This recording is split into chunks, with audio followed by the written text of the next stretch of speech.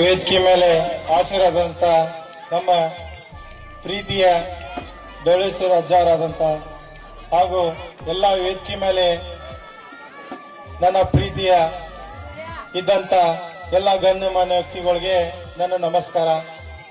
ಇವತ್ತಿನ ದಿವಸ ತಾಯಿ ದುರ್ಗಾದೇವಿ ಜಾತ್ರೆಗೆ ಎಲ್ಲರಿಗೆ ಆರ್ಥಿಕ ಶುಭಾಶಯಗಳು ಕೊಡ್ತಾ ಇವತ್ತಿನ ದಿವಸ ಈ ರಸಮಂಜರಿ ಕಾರ್ಯಕ್ರಮ ಇಟ್ಕೊಂಡಿದ್ದಾರೆ.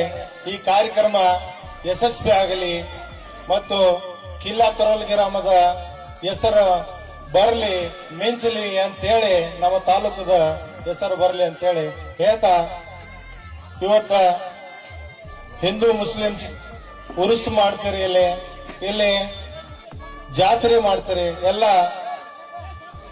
ಬಾಯಿಗತೆ ಈ ಎಲ್ಲ ಯಾವ್ದೋ ಹಳ್ಳಿ ಒಳಗೆ ಹಿಂಗೆಲ್ಲ ಮಾಡಂಗಿಲ್ಲ.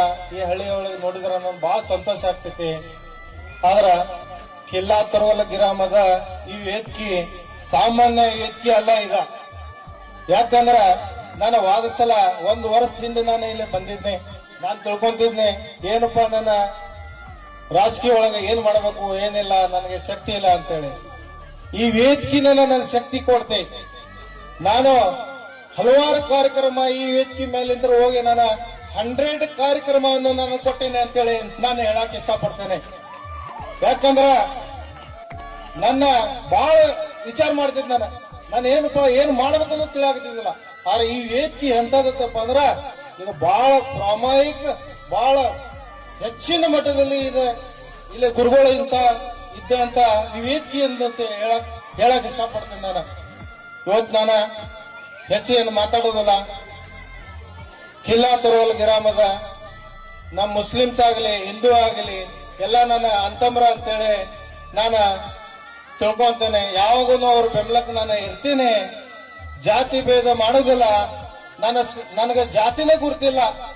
ಯಾಕಂದ್ರ ನಾನು ಹುಟ್ಟಿದ್ದ ಮುಸ್ಲಿಂ ಸಮಾಜ, ನಾನು ಬೆಳೆದಿದ್ದ ಹಿಂದೂ ಸಮಾಜ ಅಂತ ಹೇಳಕ್ ಇಷ್ಟಪಡ್ತೀನಿ ಇವತ್ತು. ಅದಕ್ಕೆ ಮುಂದಿನ ದಿನ ಒಳಗಾಗಲಿ ನಮ್ ಡೋಳೇಶ್ವರ ಅಜ್ಜಾರಾಗಲಿ ನಮ್ ಕಿಲ್ಲಾ ತೊರವಲ್ ಅಜ್ಜಾರ ಆಗ್ಲಿ ಅವರ ಆಶೀರ್ವಾದ ನನಗೆ ಬೇಕು ಅಂತೇಳಿ ನಾನು 2 ಮಾತು ಹೇಳಕ್ ಇಷ್ಟಪಡ್ತೇನೆ. ನಾನು ಕಿಲ್ಲಾ ತೊರವಲ್ ಗ್ರಾಮದ ಇನ್ನೊಮ್ಮೆ ಗುರು ಹಿರಿಯರಿಗೆ ಮತ್ತು ವೀಕರಿಗೆ ನಾನು ಯಾವಾಗೂ ನನ್ನ ಬೆಂಬಲ ಇರ್ತೀನಿ. ನನ್ನ ಕೈಲಿ ಎಷ್ಟು ಸಾಧ್ಯ ಅಷ್ಟು ನಾನು ಬೆಂಬಲ ಕೊಡ್ತೀನಿ ಅಂತೇಳಿ ನಾನು ಈ ವೇದಿಕೆ ಮುಖಾಂತರ 2 ಮಾತಾಡಕ್ಕೆ ಇಷ್ಟಪಡ್ತೇನೆ.